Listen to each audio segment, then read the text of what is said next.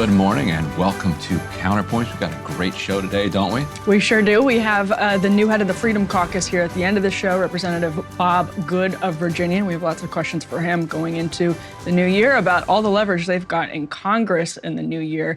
Also, Donald Trump, we're going to start right away with the ruling out of Colorado last night. Yeah. He's off the ballot for now. Indeed. The Supreme Court's reviewing it. I guess technically he's not until the Supreme Court review, but this is a huge case. And we've got a packed show, so there are a couple things we didn't get a chance to put into the show that we wanted to make sure you guys knew about. First of all, huge news on the COVID origin front, which we've been tracking for years now. Yeah. Basically, U.S. Right to Know, and Emily Kopp organization that we've had on the show multiple times, got through the Freedom of Information Act a number of documents from the Diffuse grant. You can just go look up their story. But basically, what they found is that the folks who were EcoHealth Alliance was trying to get money to do risky work in Wuhan, wrote into its Word doc, let's not actually tell the Defense Department that we're going to be doing this risky work at a BSL-2 lab in Wuhan, right,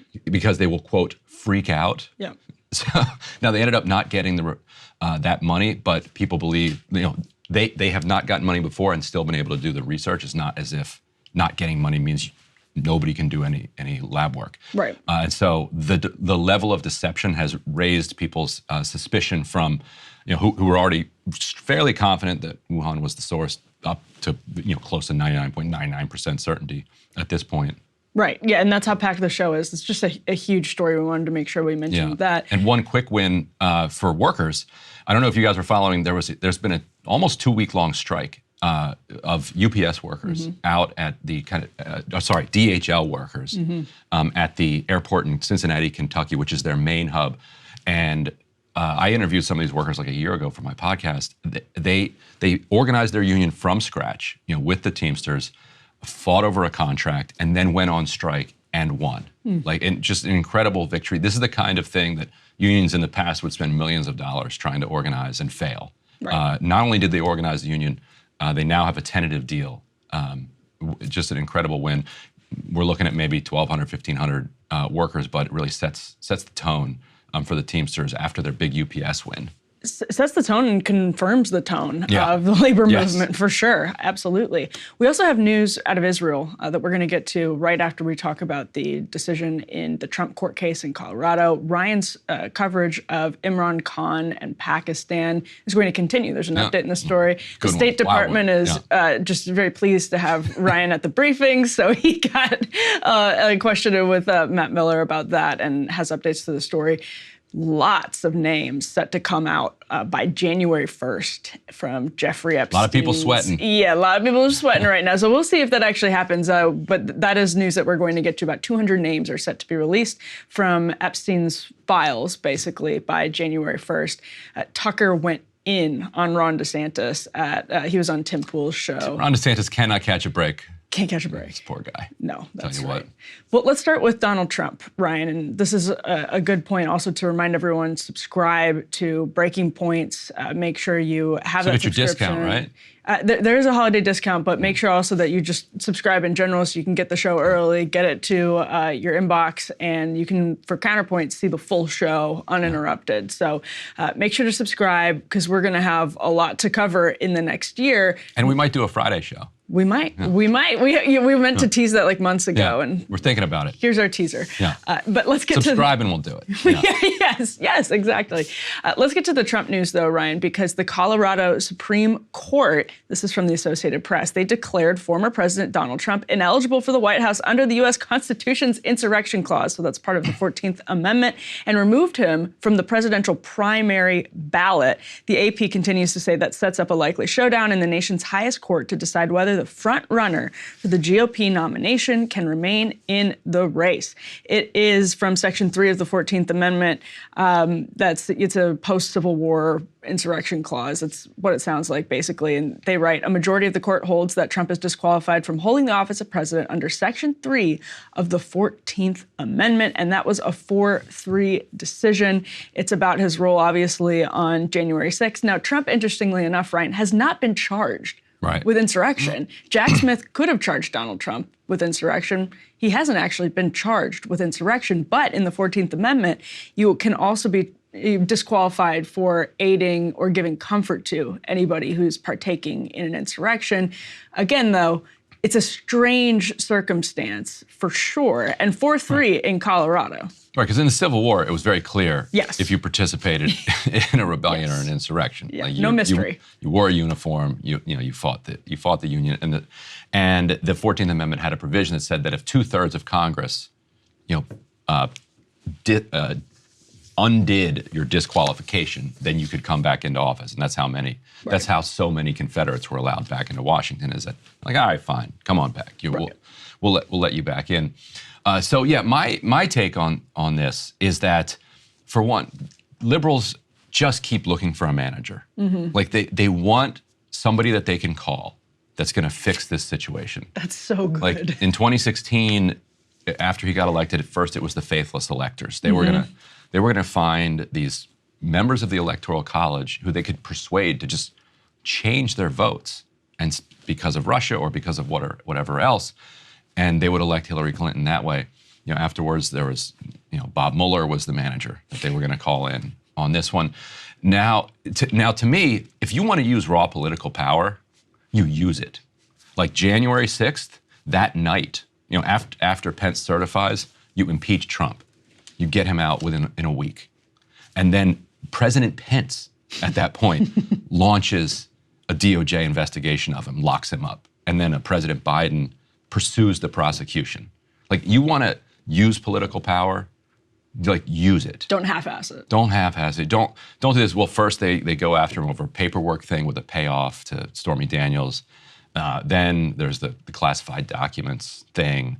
And then eventually this like Elliot Ness wannabe comes in with his big case that doesn't even bring insurrection. Right. Like, bring insurrection, lock the guy up, and then disqualify him. Like, that's your option. Or you beat him at the ballot box. Like, I think this middle ground where they're kind of letting him hang out for 4 years, roaming the streets of Coral Gables or Palm Beach or wherever he is, and then with him 10 points up in the polls, saying they're going to disqualify him, I think is kind of ugly. Like, just beat him one way or the other, but not like this. See, that's interesting, because Trump supporters are already drawing parallels with banana republics, third world countries. They're using the term election interference. And I think, actually, to your point, Ryan, there's something about this that gives them some real ammunition when they're making those arguments, because, again, this is all happening in the shadow of Donald Trump running against Hillary Clinton, James Comey deciding not to go after Hillary Clinton. And I'm with you that, and Crystal and I have talked about this before too, like, lock them all up. But if you're not locking them all up, then definitely don't lock one up, because that is going to foment another January 6th. I mean, that's exactly what led to January 6th. And that's not to say Donald Trump was blameless in any of that. Of course, we don't think that. This is a quote in the AP article from a Notre Dame law professor. He says, "I think it may embolden other state courts or secretaries to act now that the bandage has been ripped off. This is a major threat to Trump's candidacy." And it is, and you can tell that by some of the reactions from Trump world, because there are dozens of these cases in different courts that have been brought by mostly left of center legal groups that are kind of testing this 14th Amendment case out to see what they can do. And an interesting way these cases have actually been pushed off in certain areas, certain places where they're being tried, is that it doesn't mention presidents. It mentions elected officials can be taken off the ballot for engaging in insurrection. But it does say, like, if you're a civil officer election, like, it's included within. But yeah, I mean, you could make an argument. And they have successfully in different cases. I mean, that's part of the problem with this. I think it didn't contemplate, the statute didn't contemplate that the president would lead the insurrection, because the president is the head of the government that's being insurrected against.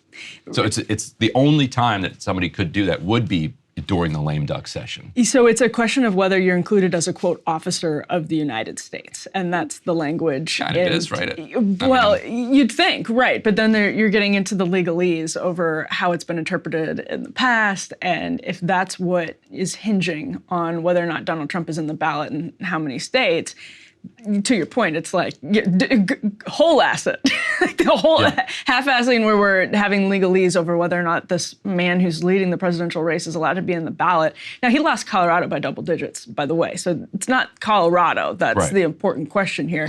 It used to be a swing state. It's funny how.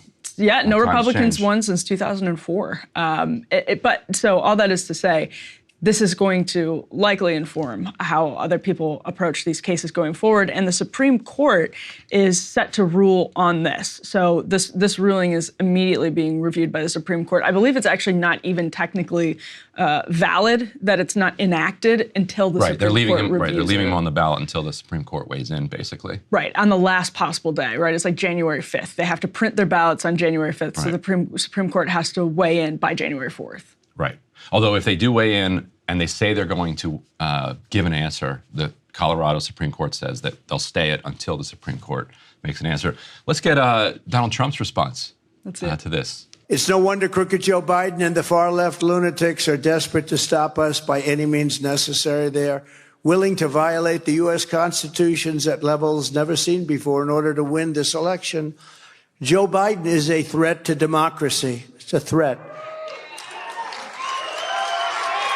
They're weaponizing law enforcement for high-level election interference because we're beating them so badly in the polls. I mean, the point on like undermining democracy and a threat to democracy is a reasonable one. We're going to talk later about the situation in Pakistan. I'm in the press room at the State Department, and I want to hammer Matt Miller, the State Department spokesperson, about the fact that the U.S. is claiming that they want free and fair elections in Pakistan, yet the leading opposition leader, former prime minister, most popular politician in the country, is in jail and being prosecuted by the military-backed government. It's much harder to make that land for liberals when they're like, yeah, so. The U.S.-backed military-backed government. Right. They're like, yeah, so we're doing that with Trump. Right. And we're a democracy, so therefore, that's fine. And so around the world, you're just going to have people being like, all right, well, we already felt like we had a green light. Now we've got a raging green light to just like lock up whoever we want. Yeah. And be like, no, it's like, hey, nobody's above the law. And if this is truly a domino that falls, then it does feel really like it is a third world country thing. And I mean, our Supreme Court right now, there's questions as to whether Clarence Thomas is going to have to recuse himself, because obviously Ginny Thomas was involved in the protests and helping organize the protests, not the riot. Obviously, the protest turned into a riot on January 6th, but that's a huge question going forward. The Supreme Court is, I mean, I think we all know where the Supreme Court's going to land based on they're going to let him on the ballot, the Supreme right? Court. Yes, I would imagine. That said, let's hear also, though, this clip from Laura Ingram's show last night, which is actually really interesting as it pertains to this case and how it'll affect the future going forward. Seeing what happened in Colorado tonight, Laura, makes me think, except we believe in democracy in Texas, maybe we should take Joe Biden off the ballot in Texas for allowing 8 million people to cross the border since he's been president.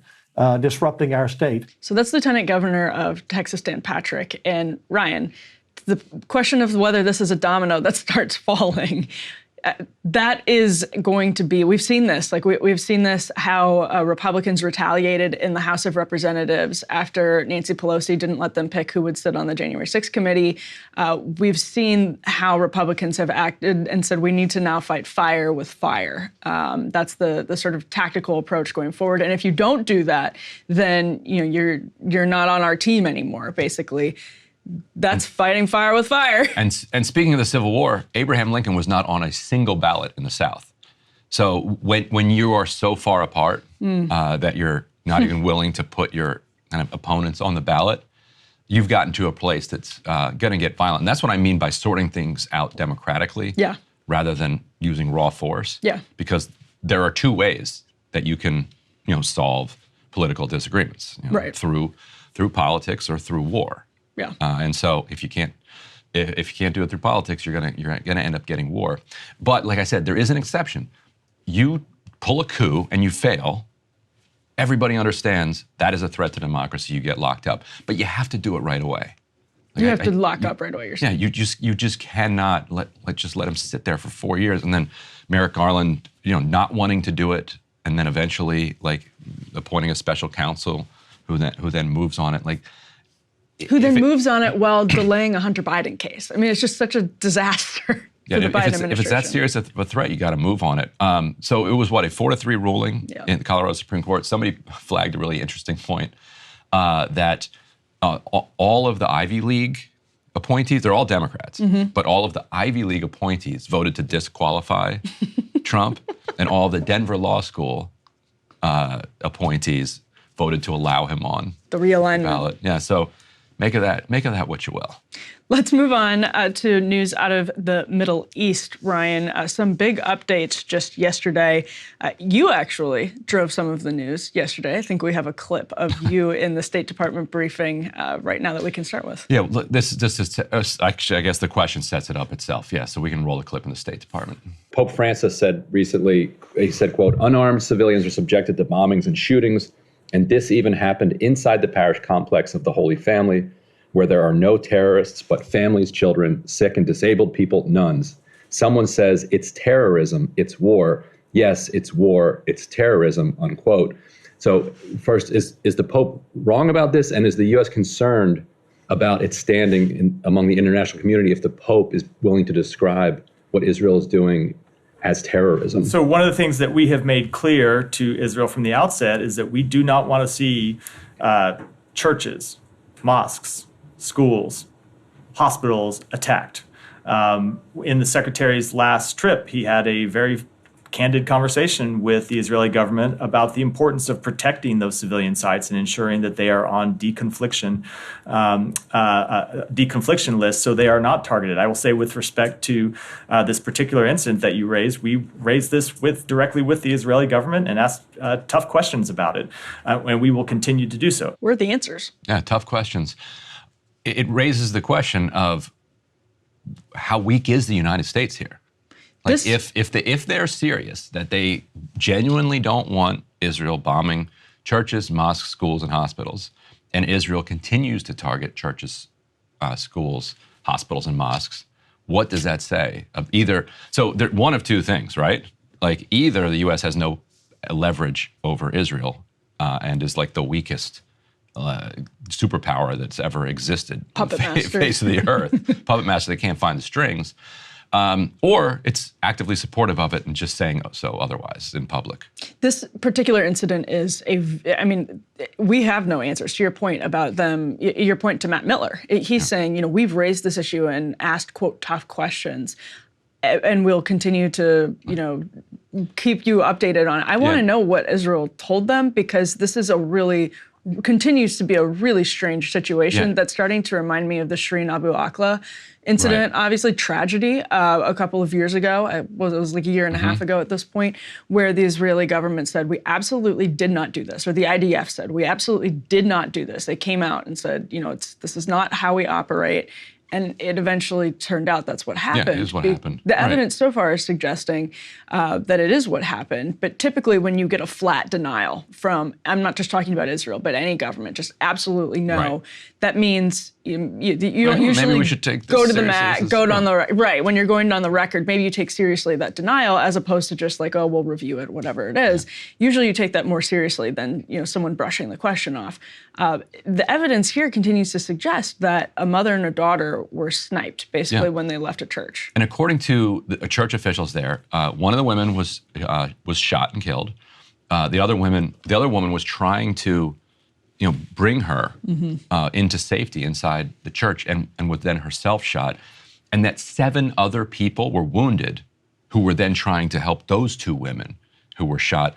They also say that an Israeli tank shelled the church compound, blew up their generator, so now they're without power, and also destroyed a kind of side complex where 54 disabled people were finding refuge.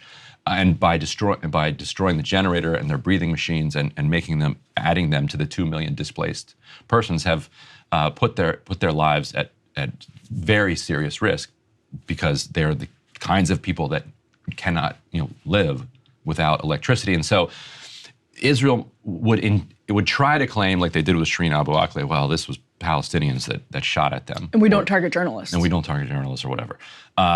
In this case, the claim that like Hamas may have done this for some weird reason is undermined by the fact that there's also like IDF tanks there shelling the church, because like Hamas doesn't have tanks. Well, wasn't the IDF's initial response, or somebody in the Israeli government's initial response, was to say we were operating there against Hamas. So like they said, they conceded right away that they were operating in the area against Hamas. Right, and so their public responses have been deplorable. So let's play a couple of those. Let's roll this one right here. You heard our Member of Parliament, Layla Moran there, her relatives, 6 of them, targeted by Israeli army snipers in a church compound in Gaza. What on earth is going on?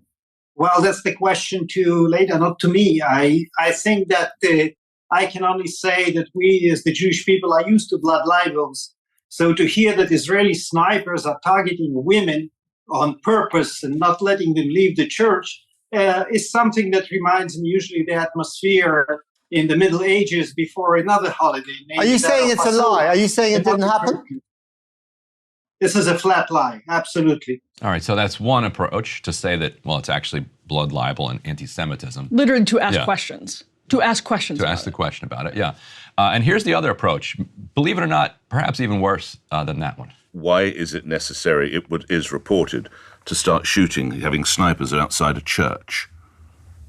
I saw the reports this morning.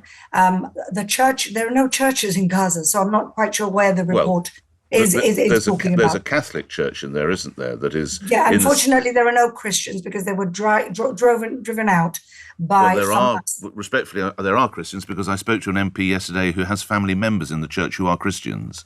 Well, I don't know what happened. I don't know who was attacked. I didn't see the report. Oh, didn't see the report. If people missed that, she started out, yeah, I saw that report. There's no Christians. Oh, no, sorry.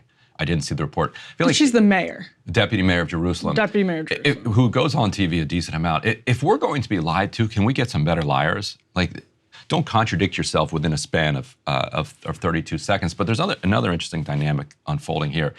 In both of those clips, the presenter spoke with probably the same MP in Britain who has Christian family who was there. Yes. And so heard directly from the family members told the MP told the presenter. This is a chain of trust. Mm-hmm. So that when they are then confronting Israeli officials, like, you're lying to me because I have heard from people that I trust that X happened. And there are something like 1,500, slightly fewer, kind of quote-unquote registered Christians in Gaza, which is, it's bizarre, and it raises questions about what Israel's doing with Gaza when there are registered Christians. Like, why is there a list? And why is there a registry that Israel has access to? But setting that aside, the rest, for the most part, are Muslims and don't have the same connections, with American presenters or British presenters, and so then aren't able to kind of get their story out in the same way. The video evidence has been substituting, for that direct kind of trust that people have, but you can see that it's basically impossible for Israel to confront people when they have the trust of the people that are witnessing these crimes. What did you make of this really unimpressive kind of response there? Yeah, I mean, firstly, I think it is, to your point, you used the word deplorable. Listen, I get the sensitivities on behalf of Israelis right now, but to immediately pivot to blood libel when people are asking questions about a mother and a daughter being sniped outside of a church, and not unreasonable questions, by the way, people with reasonable questions that are on the ground, that are hearing things from, for example, an MP, a member of parliament, who said— top church officials. Including the Pope. Literally the Vatican's news website. And like, listen, I'm not Catholic. I don't put a whole lot of credence in what this Pope says. You might be shocked to learn. The Catholic Church does not have the best record throughout history, but on the question of whether or not Catholics were massacred inside their church, I'm a lean in their direction. So they have this mother and daughter, and again, you have an MP saying that this, based on family that's in the area, that this is what happened. You have the Vatican saying that this is what happened. You have the Israelis saying a couple of different things about what might have actually happened. you cannot immediately pivot to that's bigotry for asking questions. You can't. And the deputy mayor of Jerusalem is absolutely correct that there are very few Christians. She said no. She said there's no churches in Gaza, there's no Christians in Gaza. Drove them all out. Right. She's trying to make a point. And it's true that the Christian population has been decimated. The historic Christian population there has been decimated. There are some beautiful, very old Christian churches in that area that were actually hit. One of the very first places to be hit, actually, in the war was when Justin Amash's relatives were killed. Right, absolutely. And so it's true. Like 2/3 of the Christian population of Gaza has basically been like fled or killed in recent years. So there are about 1,000 left. 1,000 is not no. That's a lot of people, and that's like tight-knit church communities. So preparing for Christmas. Preparing for Christmas, and they have mishandled. Like this is a really bad strategy, PR strategy on their behalf. And that's not even to get into whatever military strategy may have led to this, because again, like we don't have all the answers. I eagerly await Matt Miller, being pressed and giving us the answers. He says he's asked tough questions and that the State Department has asked tough questions. I'm eager to hear that, because this sort of tension between Israel saying precision and then Israel saying parking lot. The precision and parking lot tension is a really, obviously a huge question. Yeah, and the whole "we would never do such a thing" defense doesn't fly today because of what happened with the 3 Israeli hostages just days ago, where the IDF, we know, used snipers to kill 3 men, Israeli men, who had their shirts off to show they had no explosives and were waving a white flag. Because we know that as a fact. And so this, we would never do such a thing using snipers doesn't land. And I think that is what is now driving Israel kind of back to the negotiating table. If we can put up this Axios scoop. So Israel offers Hamas 1 week pause. Its minimum 1 week pause could be extended in fighting as part of a new hostage deal. So Israel had been demanding in Warsaw in talks that have been mediated by Qatar, that the only way that they're going to agree to a ceasefire is if Hamas lays down all of its arms and turns over, all of its top officials. And Hamas is like, well, that's not. We're not gonna do that. And the last hostage deal broke down. Hamas was claiming that Israel wasn't abiding by it. Israel claimed that Hamas stopped, releasing hostages. Hamas said all of the remaining women that they had in their captivity were IDF soldiers. And so therefore they didn't fit under the kind of rubric of the deal that they were going to release kind of women and children and the elderly. So this new deal that's being worked out now would see some 60 or so hostages released, people who are women, children, sick, elderly, otherwise facing serious health complications. And some of those could be IDF, I suppose, because they don't really specify. Yeah. And in exchange, Israel would release some Palestinians who were convicted of significant offenses, who are themselves facing dire health complications or old age. And so that's the current deal being discussed right now. Do you think we're going to see something over the next couple days that starts to see more hostages released? Yeah, I think we will, especially because, to your point, there's a lot of pressure right now on Netanyahu. Netanyahu met again with families of hostages yesterday and had to cap the number of families at, I think, 15. And there was a lot of discontent, actually, about people being left off the list. And the hostages themselves, we were just talking about the sort of precision versus parking lot dynamic, have spoken to that and have said, you were bombing us. Hostages that have been returned have said, we were being bombed. You say you know what you're doing, but we constantly felt like we were under threat of death, basically. So that's obviously huge pressures. That puts huge pressures on Netanyahu's government to bring hostages home. And obviously, that's no surprise that there's pressure on him to bring the hostages home. But it's more and more pressure that as you continue to wage this campaign, we also need the progress in terms of there's still 8 Americans being held hostage. It's crazy, I think, how the hostages have gotten lost in the conversations about this war. That this is basically the number one bargaining chip that Hamas sort of disgustingly used during its incursion on October 7th was the hostages. And these are people who are just languishing in tunnels, in horrifying situations that could lead to their death at the hands of their own military, their own government, as we saw with 3 people last week, and 8 Americans. I mean, it feels like it gets lost in those headlines every single day that 8 Americans, among many other hostages, are still being held in these terrible conditions. And that's the top objective. It should absolutely be the top objective every single day, so that we can, come to the table and get closer to peace. So there's just a ton of pressure, I think, on Netanyahu to make these deals. Yeah. Now, there's pressure from the other side to keep the war going. So if people remember back in the very early stages of this war, Finance Minister Bezalel Smotrich, who's one of the leading hard right figures in the cabinet, in a cabinet meeting said, and this quote has become notorious, he said, "We have to be cruel now and not to think too much about the hostages overmuch. We have to be cruel now and not to think too much about the hostages in Gaza. It's time for action." Mm-hmm. And there has been, and Ben-Gvir at the time of the last pause said, if you don't start this war up again, I'm going to bring the government down. So there's this pressure on the other side. It is not lost on the far right inside the cabinet that a lot of these hostages have been peace activists in the past.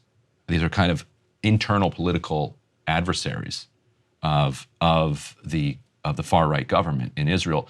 And as they've been getting released, they have been potent critics of that government. And so for people like Smotrich, they're like, their mission is to just completely level Gaza. Yeah. And the hostages whose mission is to survive and get out, but also are among the kind of remaining faction in Israel that have a real kind of solidarity with kind of peace activists around the world, trying to resolve this conflict in a peaceful way rather than violently.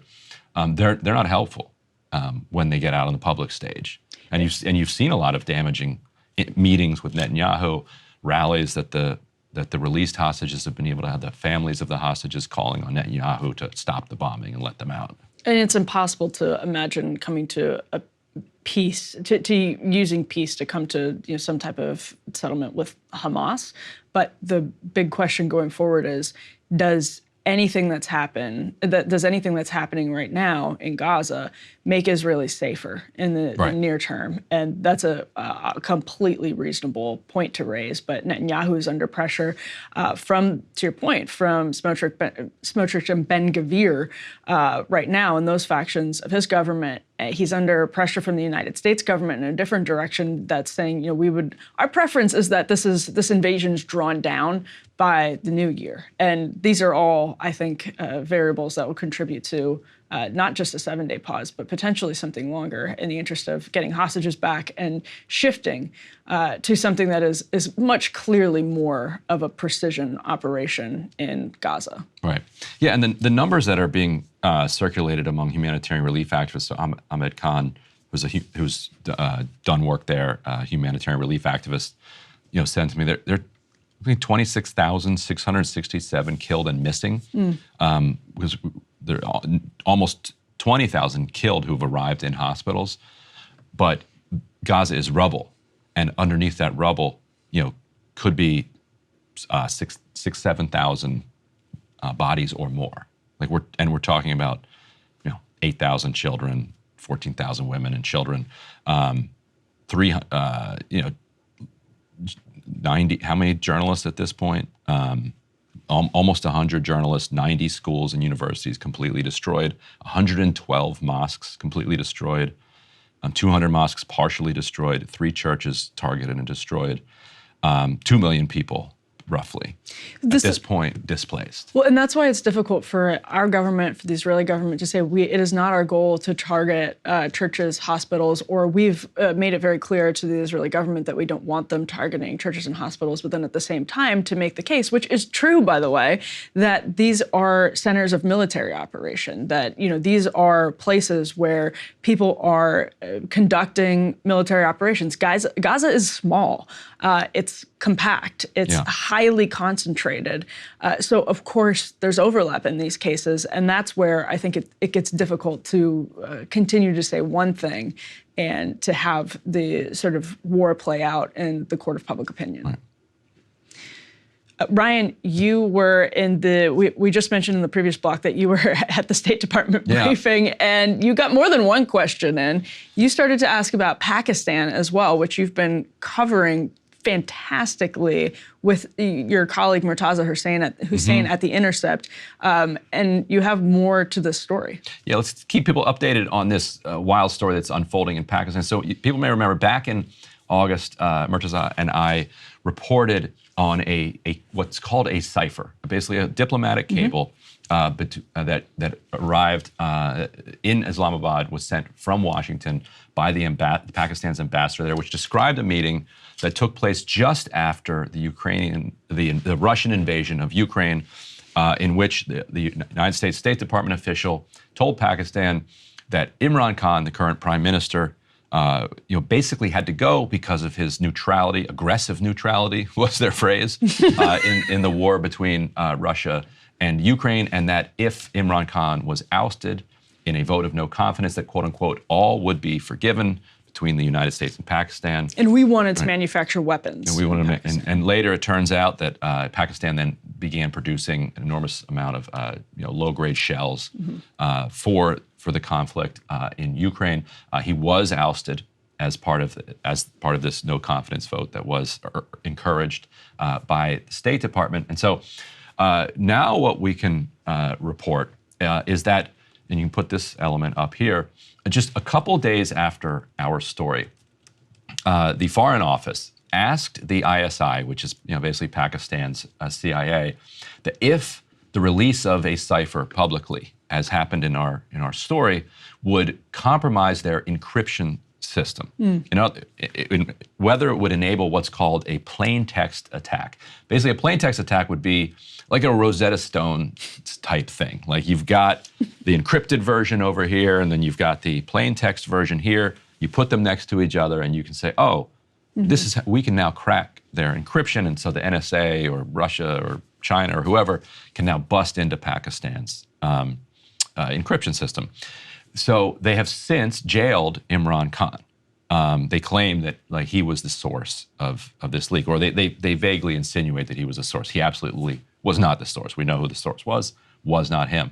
But the main thrust of their charge is that it was a damaging leak to Pakistan's national security because it enabled this encryption undermining system. The document that we obtained from the ISI is a response to the Foreign Office, which asked the question, is our system undermined? And the answer was unequivocally no. It's very rare that you get this firm of a rejection. And what they say is that you would need more plain text than could be even stored in all of the storage that exists around the country. And also you would need the key, and there are a lot of other technical reasons. They said the system is built with the expectation that sometimes the plain text of a document will leak and that the adversary will have both the plain text and the encrypted text. And so this is the thrust of the case against Imran Khan. And the ISI knows it to be completely false, yet the trial is ongoing anyway. Meanwhile, the Pakistani media is being completely banned from discussing the trial. It's not only is it being held in secret, but they're not supposed to even talk about it. And so his party did something interesting on Sunday. They held a virtual rally, and they used AI to take notes that he had sent from prison and produced a speech using AI to create his voice. They actually did a good job, unlike the kind of Indian intelligence that we played a little while ago. During Murtaza's voice. Trying to pretend like, come on, you can't do Murtaza's voice. He's a podcast really host. bad. It was so bad. So they did they did a really good job. Very few people were able to attend though, because the Pakistani government, in preparation for the rally, the virtual rally, throttled the entire country's internet. Basically took down social media and the internet, made it impossible for people to get on. Now, I know some people kind of used VPNs and otherwise kind of got around it, but they shut down the internet so that they could block the opposition party from having a rally, a virtual rally that has to be virtual because he's in jail on trumped-up charges. That gets us to the State Department, which has repeatedly insisted that there need to be free and fair elections. So I asked, do these conditions count under that? So here, let's play this interaction between me and Matt Miller yesterday. And on Pakistan, I want to read you a Voice of America headline. They headlined the story, Pakistan restricts internet access amid rare opposition online rally. That's a recent article. There was a virtual rally held by the opposition party because the opposition party leader is in jail. And I'm wondering if the throttling of the internet amid an online rally makes a mockery of the many times you've encouraged Pakistan to hold free and fair upcoming elections. Are they free and fair if even a virtual rally with the opposition leader in prison is being throttled nationally online? So I cannot speak to the specific report you're referring to because I'm not familiar with those underlying details, but we have always made clear that we think access to the internet is an important component in a free society, and we'll continue to make that clear as a general proposition for Pakistan and every other country in the world. Well, Asif Munir was just here, the army chief.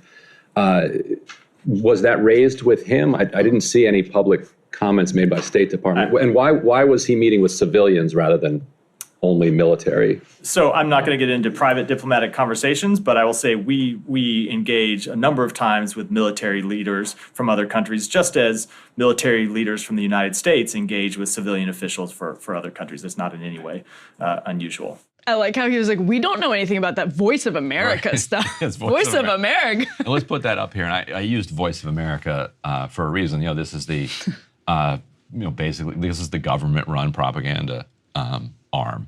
And so Voice of America reporting that Pakistan restricts internet access amid rare opposition online rally. So this, like I asked there, the army chief, Asif Munir, it's not just a random kind of military official. He's the guy who is understood to have orchestrated, Imran Khan's removal and is the power behind the fake, civilian throne that is remaining. And a lot of people in Pakistan were kind of stunned to see him meeting with civilian officials over here because that grants him the kind of gravitas of a civilian leader. If you are trying to stand up for democracy, you would say no. Like the military should be meeting with the military, and by allowing him to meet with Blinken or allowing him to meet with top civilian officials, only then kind of validates all the crackdown that's going on. It says that you're kind of recognizing this as legitimate, and the fact that they were willing to take down the internet to stop an opposition rally while the army chief was here in the United States shows that they feel pretty confident that they have full U.S. backing for this crackdown. And so the U.S. is going to basically annihilate democracy in Pakistan, a country of 250 million people, which is going to leave no real mechanism to work out the country's internal contradictions. And the U.S. better know what it's doing, breaking these eggs. I was going to say, right, yeah, at least we're aiding the dissolution of, yes. And it reminds me, we had a conversation about new reporting on Patrice Lumumba and what happened in the Congo in the middle of the 20th century. And you mentioned earlier in the show that it's getting hard for the United States to look at countries like Pakistan and talk about their elected democratic representatives with a straight face. And obviously, there have been contradictions in our public and private sort of dealings with similar issues for decades. But you mentioned earlier in the show that we were talking about the Supreme Court ruling in Colorado, the Colorado State Supreme Court ruling 4-3 against Donald Trump, which is now going to the Supreme Court here in D.C., I could really see like this same scenario playing out here. And the big picture takeaway for me is that the CIA and the American sort of intelligence apparatus, the State Department, are getting so much more comfortable doing what they used to do in private in public, with like less shame to all of it. That like it's almost a point to boast about when you do this stuff. Like when you take down Donald Trump's Twitter account after being pressured by people in the public and private sectors. Like Imran Khan gets his virtual rally throttled in Pakistan. Donald Trump gets his whole Twitter account throttled for years. It's sort of just like this control mentality. Everyone's getting more comfortable and almost, in fact, proud and pressured to exercise those powers. And I think it would be fair to say, maybe Erdogan in competition, that Imran Khan would be the most popular Muslim elected official in the world. And to have him jailed during the Israel-Gaza war, I think is unfortunate for the public debate, because he'd be a real voice that the world would be listening to on this question. But let's turn to 170 sad sacks who may have their names released as part of the ongoing Jeffrey Epstein legal situation. This is kind of exciting. A judge ruling that she's going to unseal the names of 170 people associated with Epstein. She's giving them, unfortunately, 2 weeks to appeal this individually. So we might not get them when we expect, because I would imagine if somebody's name is on this list, they're going to try to take the opportunity to appeal that and keep their name hidden. So what do we got here? Right. So more than 170 people, the New York Post says, with ties to Jeffrey Epstein, including ex-employees and victims, are in store for an uncomfortable start to the new year. Now, let's put a pin in that question about victims, because we're not just talking about potential ex-employees. Their names are set to be dredged up in a trove of court documents to be unsealed in the coming weeks, the Post adds.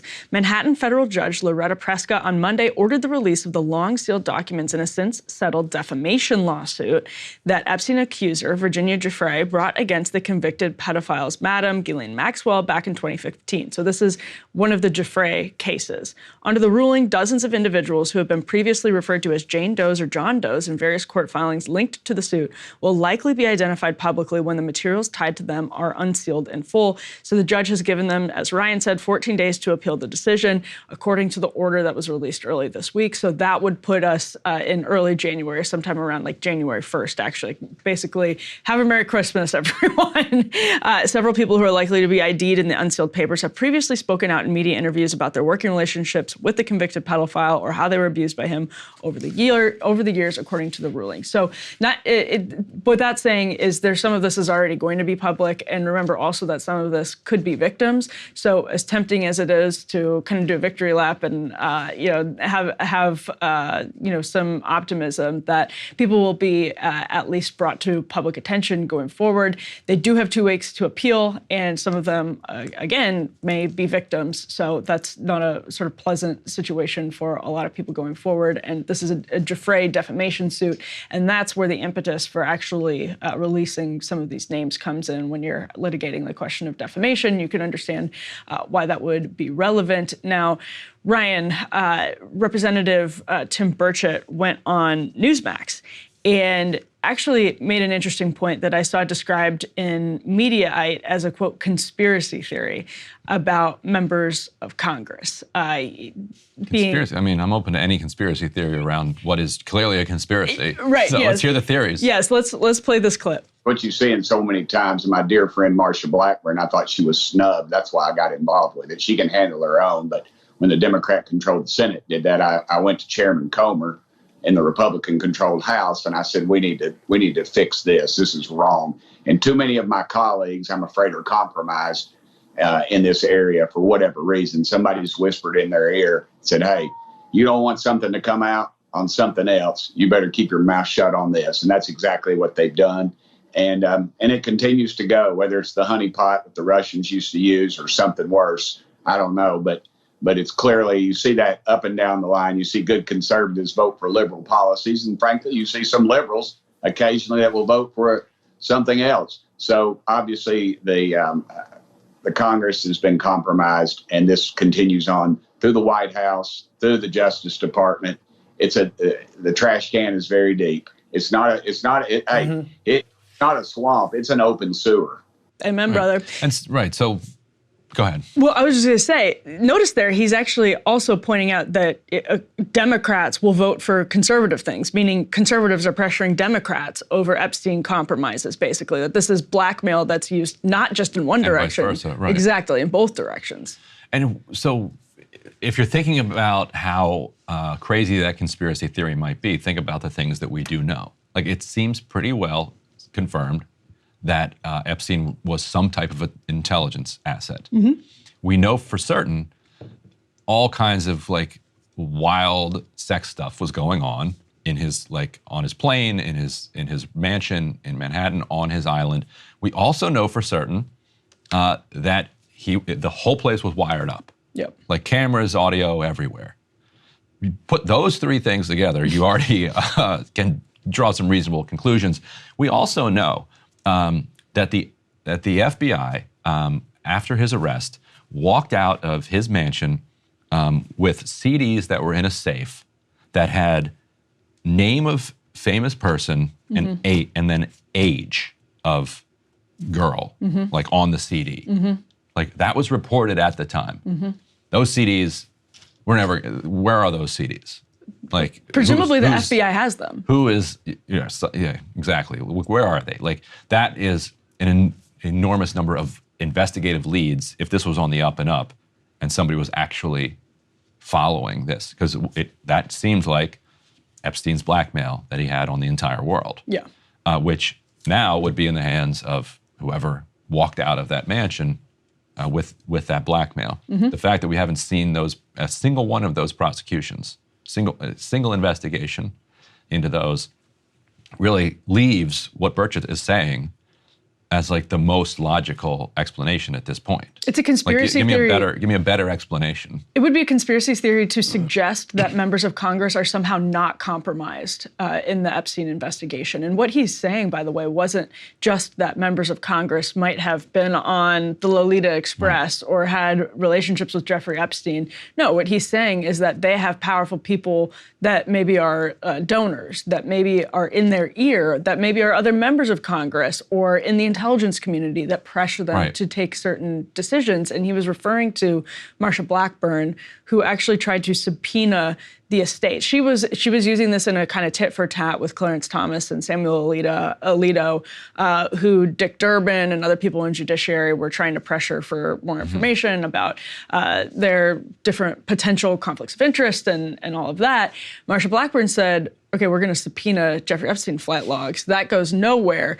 And that's what Burchett is referencing. And it is interesting because, again, you could subpoena the estate of Jeffrey Epstein for the flight logs, for that information in a number of different ways.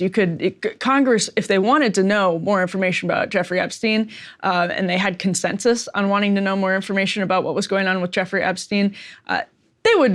They could use these mechanisms. They're choosing not to. And Burchett's point, it would be a conspiracy to suggest that what he's saying is untrue. And his point was not, if you listen carefully to what he was saying, his point was not that every member of Congress is caught up in the Epstein scandal. What he was saying is that people have come to them and said, you've got your own skeletons in the closet. And so if you go here, other people are going to go there. Right. And so let's just leave it all alone. Yeah. Don't touch it. Let's keep those skeletons there, and we'll all just keep it moving forward. Right. We'll all be happy if nobody picks at this scab. And so with these 170 names set to come out. We should ask Representative Good about that later today. I think Burchett's a Freedom Caucus guy. I think, which is absurd that we don't know who's in the Freedom Caucus. we cannot let Good leave without a list. I asked Ryan about this. Bar the door. Ryan was on Federalist Radio Hour this week, and I asked him about the differences between the squad. Like, the squad we actually know who's in the squad. That's a completely different thing with the Freedom Caucus. Caucus. It guards their membership very secretly. The Masonic Caucus over here. Get out of here. Their Masonic Lodge used to be Tortilla Costa, since shuttered Mexican restaurant on the corners of like First and C. But the 14 days between Monday and when these names are set to be released, I think to Burchett's point, Ryan, and to the point you made at the very beginning of this segment, we'll see. We'll see what happens with these 170 names. I think obviously important to remember that victims are among the potential names that would be exposed, revealed in this defamation lawsuit. And they should obviously have the opportunity to not have, like, it should be up to them whether or not they want their names to come forward. Right. The dudes on that list, not so much. No. Let's mention them all, as Bethany Frankel would say. There you go. Mention it all. Names. He loves the housewives. Name them. Name them. All right. Tucker Carlson was on Tim Pool's podcast this week and had a very tough, brutal criticism, really, for Ron DeSantis over, I mean, in general, it was a criticism of DeSantis's kind of online army of defenders, and then became a criticism of DeSantis's Ukraine policy. Let's roll the clip. You really get the sense that Ron DeSantis, who I liked as governor, the people who represent him online are the nastiest, the stupidest, and the most zero-sum people I've ever seen in my life. And I don't think that reflects him, but it's like, this is kind of small ball. And by the way, these purported conservatives, Ron DeSantis changed his view, and I like him, okay? I think he's been a good governor. I just want to be clear about that. I know him personally, I like him. But his donor, Ken Griffin, told him to change his view on Ukraine from it's a regional conflict we shouldn't get involved in to it's a super important thing, we should send more money. One donor got him to change his view, and all these so-called conservatives are supporting that like it's the most important thing ever. Like, who are these people and what is their problem? Like, what is going on with them? First of all, do we have a name for them? How about the D Hive? The D Hive. That's so bad. The D Hive. No. Tell us about these DeSantis, the D Hive. Like, who are, like, Twitter is good enough at, like, bifurcating ecosystems that I don't actually encounter a lot of the D Hive. Yes. But I am aware of their existence. I can faintly hear their buzzing. I'm rejecting the D Hive. Just right away. I will not play ball with that, but I will say it has been a really big point of contention, actually, in conservative circles, that DeSantis has this hardened kind of Twitter army. Ronnie Bros. Okay, there we go, Ronnie Bros. That is capital V-O, very online, and in ways that there's a similar kind of parallel in Trump circles, and the very online Trump army and the very online DeSantis army get just engaged in these silly and often trivial and irrelevant and often sort of, I would say, detached. They're out of the in bubbles, basically, in a Twitter bubble, over these silly fights. Sometimes you see them arguing over just like random personal beefs that go back a year in Twitter relationships. And it's not surprising at all that Tucker would say that, because that's something you hear even from people who are favorable to DeSantis privately, is that the online presence is grating, and it sort of is dragged into the mud in the same way the Trump online army drags into the mud, and that's supposed to be different with DeSantis, blah, blah, blah. His point, though, about he's clearly talking about Ken Griffin when it comes to DeSantis on Ukraine. And what happened in the spring is that DeSantis at one point had referred to what's happening in Ukraine as a, quote, territorial dispute. Now, this ruffled the feathers of people like Ken Griffin, who, according to the New York Times, met with DeSantis and expressed his displeasure. Now, Ken Griffin gave some $5 million to DeSantis's reelection campaign just like a couple of years ago. Gubernatorial one. Yeah, the gubernatorial reelection campaign a couple of years ago. He has not given a dime that I'm aware of, at least, in this cycle. And that's, before we started taping, Ryan, you made a great point. Like, let's all live like a billionaire who doesn't even have to give money to right. You have so much money, people are going to meet with you and change their positions just based on the potential that you could spend. Right. And he has since seemed to cool on DeSantis, as many people on Wall Street seem to have cooled on DeSantis over, and I think this is very interesting, cultural issues. I know we've actually talked about this before, that, you know, for the billionaires, that's sort of the bottom line. Like, they will go to the mat for low taxes and less regulation, but once you start actually pushing like conservative cultural priorities, different question. So that's what we've seen with people like Ken Griffin. Now, whether Ken Griffin's meeting with Ron DeSantis actually made him take back, he said some stuff about the territorial dispute thing. Right, and he got beaten up kind of broadly, so it could have been some of that pressure. Yeah, and I think, actually, when I was looking at the timeline, I don't necessarily know that adds up. It's possible that there was something that Ken Griffin, and Tucker could be referring to something that's not publicly available, that Ken Griffin did have a call with Ron DeSantis right away after he said that, and Ron DeSantis came out and clarified the territorial dispute comment, 'cause that is what happened, but we don't know that Ken Griffin had anything to do with that. Presumably, there are a lot of donors that might be upset by that, even though it is, at this point at least, very clearly a territorial dispute. It's not the sort of civilizational dispute that the Ann Applebaums of the world would have you say, and that's sort of where Tucker's taking issue with DeSantis on Ukraine. But I mean, I don't think DeSantis is entirely objectionable on Ukraine, unless your objection is that you just don't know how he would treat the conflict as president. Right. Is he going to be McCarthy-esque and say no blank check? Or is he going to be McConnell-esque when he gets into office? I actually don't know that that's something we can know about any Republican politician at this point, because the pressures once you get into office here in D.C. From the Pentagon and lobbyists, the military-industrial complex, are so strong. And I did see, kind of sort of relevant to this, I saw him getting beaten up last night on conservative Twitter for being very slow with a statement about Trump getting booted off the Colorado ballot. You know, Vivek immediately comes out and says, we should all withdraw our names from the Colorado ballot if they're going to try to do this. You know, and you've got this anticipation, like, what is DeSantis going to say? How's he going to respond to this?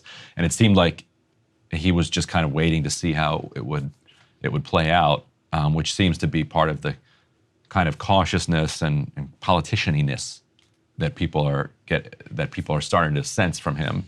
Yeah. In a way that undermines, you know, what people want with this kind of Trumpy, just like, you know, spit it out and say the lunatic left Biden Marxists are trying to, like, you know, put all their people in, put all their opponents in prison or whatever. Yeah, and we can put this next element up on the screen. This is the national RCP average poll. I was thinking about this yesterday, so I went and looked at the RCP average over time, and it's kind of ridiculous even to be talking about Trump versus DeSantis on Ukraine in the primary, because Donald Trump is absolutely crushing Ron DeSantis in every state. The only path forward, I mean, if you're listening to this and not watching it on your screen, there's just a yawning gap that starts. Looks like a crocodile. Yeah, it does look like a crocodile. It starts around March. And remember, that's about when Ron DeSantis is announcing his campaign, late spring.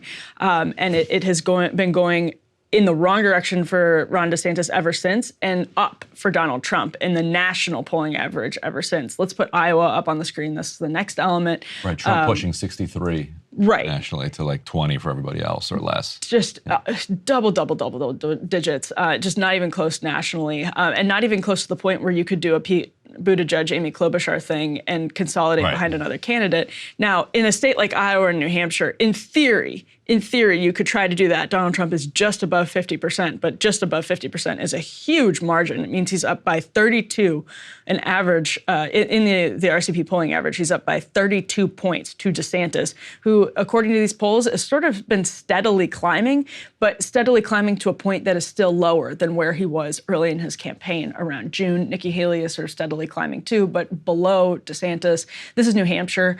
You see Donald Trump just... And one point on Iowa, before we go to that, people have to remember, correct me if I'm wrong, but in the Democratic caucuses, if you don't get 15%, you have to then, in a precinct, your supporters then have to go vote for somebody else or not vote at all. So you got a ton of people that are under 15% there, as you know, Vivek Ramaswamy's people, for instance, they'd all walk across the gym and go join with Trump's people. Yeah. Half of, a lot of these other people are probably their second choice is Trump, which then pushes him, well into the 60s, 70s. Right. The Nikki Haley people aren't crossing over to, yeah. Right. But the DeSantis people, half of them might cross over. Totally. Yeah, 100%. And even though as much as they hate each other online, like the actual supporters. Right. Yeah, it's Right. Again, it's totally detached from the reality of how sort of not on Twitter people are experiencing this. Most of the country is not on Twitter, at least on a daily Sorry, you were basis. saying New Hampshire? Yeah, so New Hampshire, you see Nikki Haley kind of closing the gap a little bit. This is in South Carolina. You also see Trump's margin. He's up by 29.6 points. He was up at different points, according to these polling averages, 35, 34. So maybe that's dipping a little bit. There isn't a ton of good polling out of South Carolina yet. But the bottom line is even Nikki Haley climbing above DeSantis in New Hampshire, and even Trump dipping by a couple of points in South Carolina still has him up by 30 points. This is not a race. Right. And that's her home state, so what more can she do? It's her home state, unless the polling is dramatically off, which is something Vivek Ramaswamy told me that on Federalist Radio Hour last week, that he thinks the polling is very off in Iowa. It seems plausible given that Because he's only at 5, and he's like, I'm feeling good. So, but if the polling is really off, maybe he's at 50, maybe he's actually at 15, maybe he's actually at 20. The bottom line is Donald Trump is still the clear favorite, to the point where if this were anybody else, we would say this is not a race at all. This primary is a laughingstock. And so that's all that is to say. The sort of tit for tat, DeSantis versus Trump, has some interesting kind of broad ideological relevancy for the conservative movement as they're kind of trying to figure out where they go. But in terms of this primary, the material reality, this is not a competition right now. Yeah. All right. Well, we're going to transition into an interview now with the leader of the Freedom Caucus, Representative Bob Good. Is he allowed to admit that? That he's the leader of the Freedom Caucus? Yes, because he was secret voted. Caucus? You can ask about that, actually. So we'll be back with Representative Good right after this. We're excited to be joined now by Representative Bob Good of Virginia, who was recently elected as the leader of the Freedom Caucus, which has a huge amount of leverage, obviously, going into the new year as the House resumes its business in the new year. So, Congressman, thank you so much for joining us. Great to be with you. Thanks for having me. I want to start with that first question. I mean, we still have the one-person motion to vacate. That rule is still in place, which is obviously a huge piece of leverage that the Freedom Caucus has over Mike Johnson. You were certainly part of how that was used against former Speaker Kevin McCarthy. Going forward, what is the red line for the Freedom Caucus on Ukraine with Mike Johnson? Are you in conversation? Are you in contact with Mike Johnson?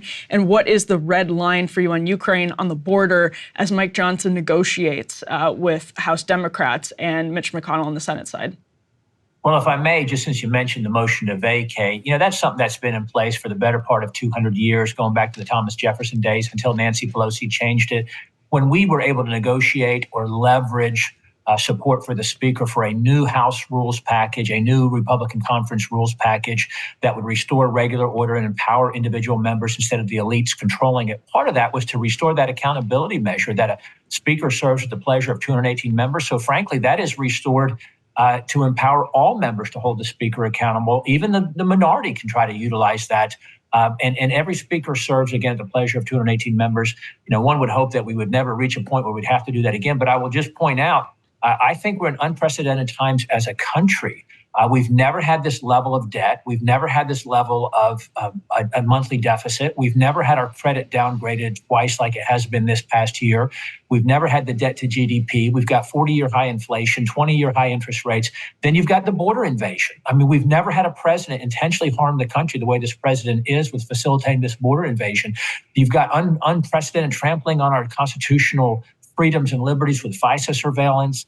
There's so many crises, the weakening of our military, the war on American energy, affordable, reliable energy, the climate, environmentalism, extremism. So like no time before, must we stand up and deliver for the American people and validate the faith and trust they placed in us when they gave us the majority a year ago. And so far, we failed to do that. That's why some of us are willing to do whatever it takes to try to bring transformational change to Congress. That said, you asked specifically about Ukraine. Yes, we're in regular contact with the Speaker, and certainly I've had conversations with him and interaction with him to a greater degree since I was elected as the incoming chairman of the Freedom Caucus. But his position is, and I think will remain, and we're certainly encouraging him to that effect, that Ukraine is dead on arrival. Support for Ukraine is dead on arrival in the House until if and when The Senate passes H.R. 2, our outstanding, strong border security bill that the House passed months ago, and the president signs it into law. And not until we have that done and we begin to see measurable metrics, demonstrated performance on securing our border, would we even talk about support for Ukraine? And if that was to even be considered, it must be paid for, which is unprecedented. We don't pay for supplementals in this town. It must be paid for and offset. It must have accountability, transparency. It must have a strategy attached to it for a defined limit to U.S. involvement. All of those things to even be considered. I'm unlikely to support it irrespective of those things, but it can't be brought to the floor of the House. We can't trade our border security in a phony way, a phony version that comes out of the Senate that pretends to secure the border. We already have the good legislation. The Senate must sign it, pass it rather. The president must sign it. It must become law. It must be enforced, and by a lawless administration who to this point is breaking our laws and purposefully facilitating this border evasion that is doing irreparable harm to the country. So is that a motion? Would you move to vacate Mike Johnson if he plays ball with McConnell and Democrats on Ukraine over the border?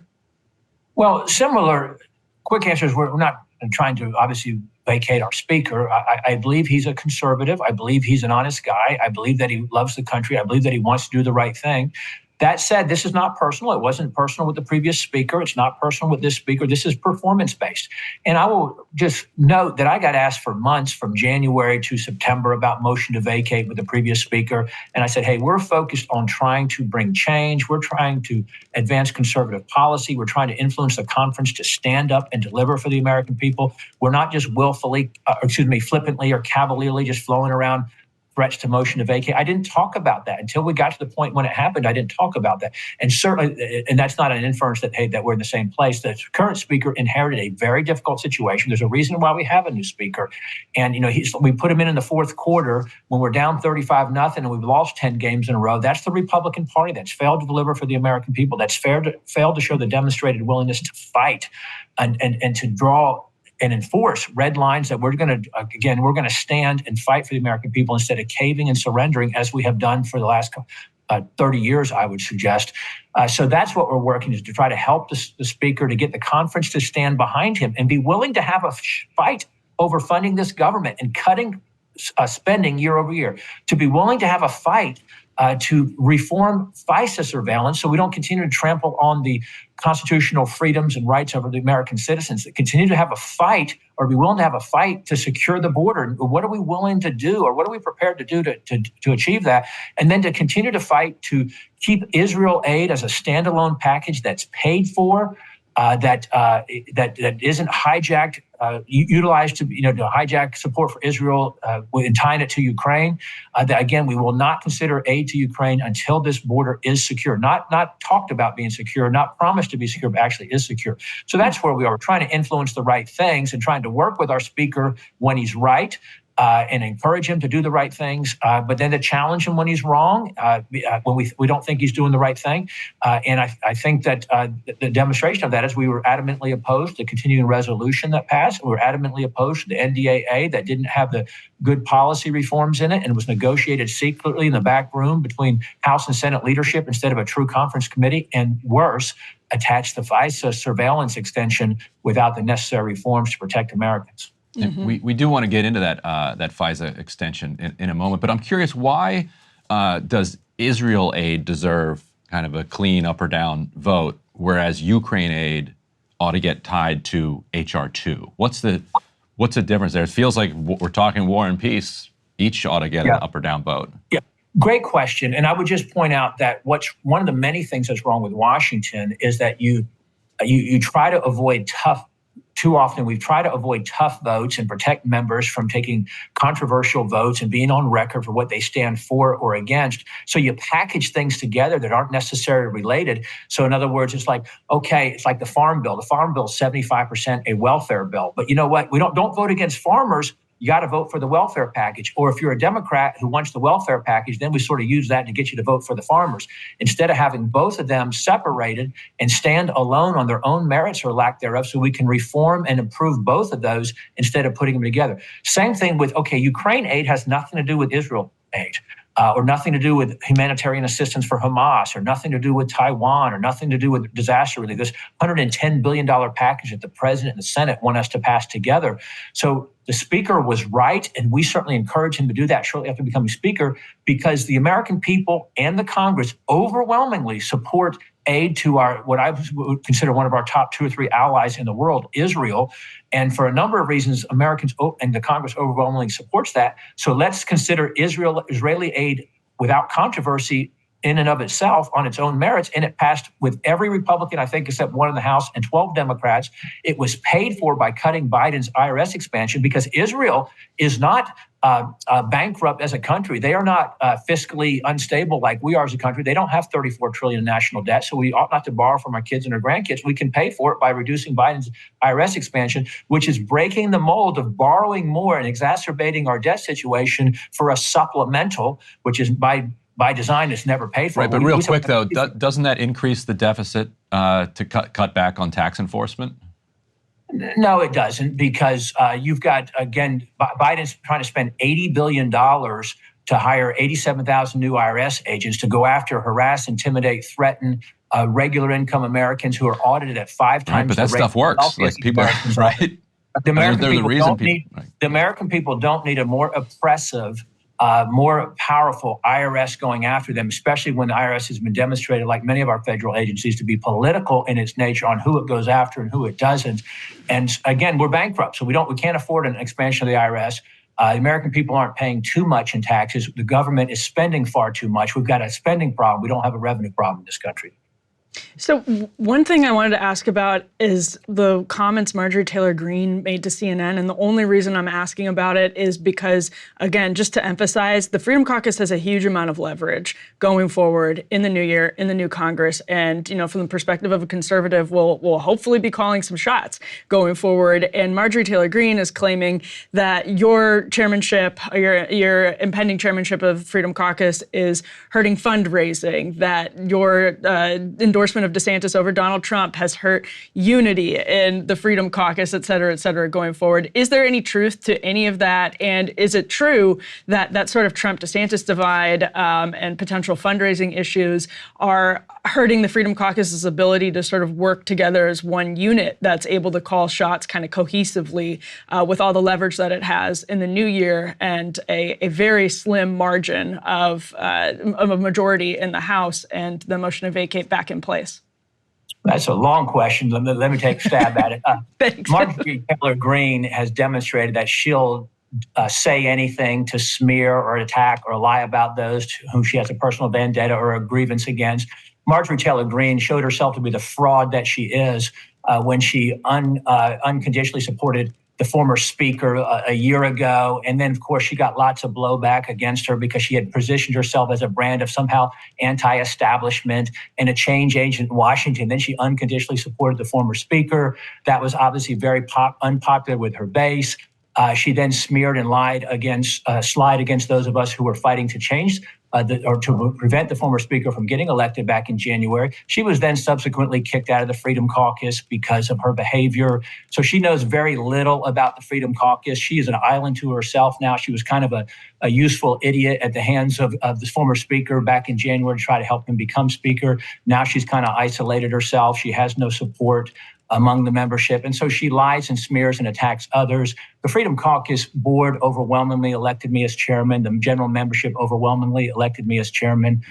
We, as a Freedom Caucus, continue to fight for the conservative principles that the Republican Party is supposed to stand upon. We are the anchor, the conservative conscience of the Republican majority in the House. We're willing to challenge our own leadership when we're wrong because we don't work for them. We work for our constituents and those who elected us. Did she have any support inside the Freedom Caucus during that debate? I don't quite know how the Freedom Caucus internal stuff works, but was there anybody that was like, no, she's great? I won't get into the internal dynamics of it. I'll just say that there was an overwhelming decision to remove her from the Freedom Caucus, and I guess she's got an axe to grind as a result of that. Going back to the FISA fight that you talked about earlier, there was some hope that there would be a kind of progressive caucus, Freedom Caucus alignment on this issue that would be able to kind of roll back some of these surveillance authorities. you guys seemed to get steamrolled at the very end, and as the NDAA was going through the House, I think you needed, 146 votes to be able to stop it from getting the 2/3 majority to go through to kind of force the spy masters back to the table to negotiate the surveillance authorities. You guys fell short by a couple dozen votes. What went wrong, and what can the Progressive Freedom Caucus coalition, if it exists, do differently when this fight comes back in the spring? Well, the American people don't want FISA extended without the reforms to protect them. We can't have warrantless searches of U.S. citizens where you don't have to go before a judge with probable cause and get permission, if you will, validation for the reason to surveil or spy upon U.S. citizens. So they want us to reform FISA. They don't want it extended without that. It was terribly disappointing that we would do that we would attach it to the NDAA, the National Defense Authorization Act, which didn't have the policy changes that we had voted for in the House last summer. It frankly extended the Biden-Pelosi-Schumer vision for the military. And it was an NDA that we overwhelmingly rejected from a Freedom Caucus standpoint. It received 4-1 support from Democrats, 2-1 support by Republicans, and so it ultimately passed. But I think it was a mistake, and I think it was a mistake to extend FISA surveillance. It's extended until April. We'll have another crack at that to bring reforms into place early in the new year, and I certainly hope that we will do that. And we talked about Israel and its funding for Israel earlier in this interview, and I wanted to ask you why it is. And I'm curious, just from the left, it seems like the America First kind of movement that has really surged over the last several years and has influenced the way that the right has kind of interacted with Ukraine funding and support for the Ukraine war, doesn't seem to translate when it comes to Israel. Like, why is that? Well, Israel has long been a historic ally of the United States, certainly in the 75 or years so since Israel became a nation in 1948. Israel is a key ally. It's the only true democracy in the Middle East. It is surrounded by nations who want to destroy it and push it into the sea. Israel has every right to defend itself, do whatever is necessary to defend its national sovereignty. It's a key U.S. ally. And again, it's overwhelming support by in the Congress and among the country. And so I believe similar to the United Kingdom, it's one of our true, few, real, genuine allies that stand with us through thick and thin, and we ought to stand with Israel. And yesterday, and we played this clip earlier in the show, I was at the State Department briefing, and I asked the State Department spokesperson, Matt Miller, about comments made by the Pope just recently, where he was talking about the IDF attack on the Catholic Church in Gaza, and he described it as it's terrorism. And I'm curious, from your perspective, what does it say about kind of the U.S. role on the international stage and its alliance with Israel, which you've said one of our closest allies? If even the Pope is willing to describe what we're supporting in Gaza as terrorism, or one incident. Yeah, that incident. And is there a point at which members of the Freedom Caucus start to say, this is actually harming our national interests? Well, I didn't see those comments, and I'm not familiar with what you're referring to specifically as it relates to the Pope. However, I believe that Israel does its best, the best that it can in a wartime situation to protect civilian casualties and to protect innocent victims. There's a reason why they were willing to have that temporary pause in operations to try to, from a humanitarian standpoint. But they're dealing with an enemy that has said they do not have the right to exist and is willing to kill children, to burn children alive, to rape and kill women, to kill senior citizens, to put people in ovens, to cut off their heads. This is an unbelievable evil that they have to defeat. And frankly, it's an evil that's willing to use schools and mosques and churches and hospitals and so forth to shield their military operations, to use their own citizens, Palestinian citizens, individuals as shields against what they're doing. So Israel's in a tough situation, obviously, but Israel needs to do whatever is necessary to defend itself and to prevent something like this that happened on October 7th from happening again in their country. I have one more question, sort of from a broader 30,000-foot view. Why is it? You've seen a lot of this up close, and I know a lot of average Republican voters who are outside of Washington, D.C., maybe in your district in Virginia, who look at what happens in Washington, who look at what happened with the NDAA, which was just shameful, but also shameful in that it was so typical of the way business works here in D.C. Why is it that so many elected Republicans in D.C. vote against their voters? Why is it that they are so willing over and over again to sort of put their priorities, the priorities of their lobbyists, of special interests, above what their constituents say they want, and then they get to D.C. and do something contrary to that? You've seen it up close. What's your sort of perspective on why that happens? There's an interesting dynamic in D.C. and in Washington, and I just say in elections generally. Democrats will run as moderates, and then when they get into office, they vote as radical leftist communists in lockstep. I mean, there's no difference between... Nice. They vote like Ryan. Yeah. There's no difference between the way AOC votes, for example, and those Democrats who claim to be moderates. Find me the daylight between them on anything substantive in Congress, and they're 99% in lockstep. Republicans tend to run as conservatives, but then they get to D.C. and they often behave as moderates. It's a very different dynamic, and it is contempt for seemingly the voters, the grassroots, the base, those who elect them. They get to Washington, sort of a we know best mentality. You don't understand how Washington works. And Republicans seem to think that the way to the majority and the way to winning in Washington is to moderate, to work with Democrats, to compromise, but they don't run on that, but that's what they do. And you've got about a third of Republicans in the House, I would submit, who are willing to fight for genuine conservative principles, to do what they said they would do, to buck their party leadership when it's wrong on something like the NDAA and the FISA extension. But unfortunately, you got about 2/3 who are willing to do what leadership says, to kind of just be a team player no matter what the play call is, who really don't want to limit government or cut spending or make the tough choices or do the things that they run on. And unfortunately, that's reflected. And that certainly makes it difficult for the American people to trust us with leadership, with the majority, with the ability to govern if we don't deliver on the things that we said we would do.